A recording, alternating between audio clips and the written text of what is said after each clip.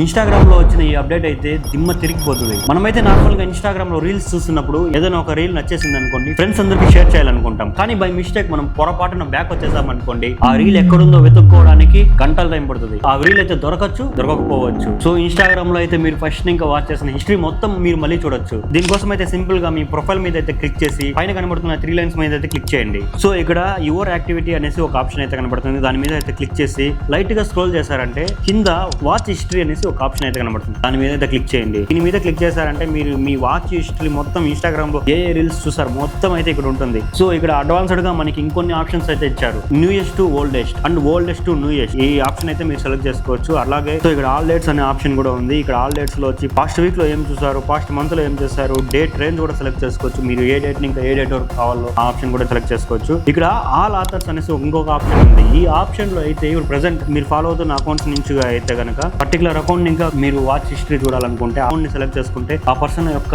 Reels మీకు ఇక్కడ watch హిస్టరీలో కనబడతాయి. ఈ ఆప్షన్ కూడా ఇచ్చారు. ఇది కావాలంటే మీరు క్లియర్ చేసుకోవచ్చు. సో ఇదన్నమాట అప్డేట్. సో యూట్యూబ్ లో అయితే చాలా రోజులు ఇంకా చూస్తున్నాము. వాచ్ హిస్టరీ అయితే అలాగే ఉంటుంది. అలాగే మనకి ఈ ఆప్షన్ ఇన్స్టాగ్రామ్ లో కూడా వచ్చేసింది. సో ఈ అప్డేట్ మీకు ఇంకా రాకపోతే జస్ట్ మీరు ప్లే స్టోర్ లో వెళ్ళి అప్డేట్ చేసుకోండి. సో మోస్ట్లీ ఈ ఇన్ఫర్మేషన్ అయితే ఎవరికి తెలుసుండదు. ఈ ఇన్ఫర్మేషన్ మీకు నచ్చినట్టయితే నా పేజ్ ని ఫాలో చేసి ఈ రీల్ ని అందరికీ షేర్ చేయండి. ఎందుకంటే వాళ్ళు కూడా తెలుసుకుంటారు.